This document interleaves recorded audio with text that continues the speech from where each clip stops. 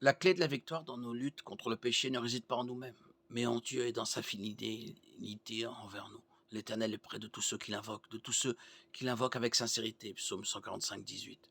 Psaume 46, 1. Il n'y a pas d'échappatoire, nous luttons tous contre le péché. Romains 3, 23. Même le grand apôtre Paul s'est lamenté sur sa lutte continue contre le péché dans sa vie. Je sais qu'il n'habite rien de bon en moi, c'est-à-dire dans ma chair, car j'ai la volonté de faire le bien, mais je ne peux pas le faire, car le bien que je veux, je ne le fais pas, et je fais le mal que je ne veux pas. Et si je fais ce que je ne veux pas, ce n'est plus moi qui le fais, mais le péché qui habite en moi. Romains 7, 18, 20. La lutte de Paul contre le péché était réelle. Il s'écria, misérable que je sois, qui me délivrera de ce corps assujetti à la mort. Romains 7, 24. Il répond dans la phrase suivante à sa propre question ainsi qu'à la nôtre. Grâce soit rendue à Dieu qui me délivre par Jésus-Christ notre Seigneur. Romains 7, 25a.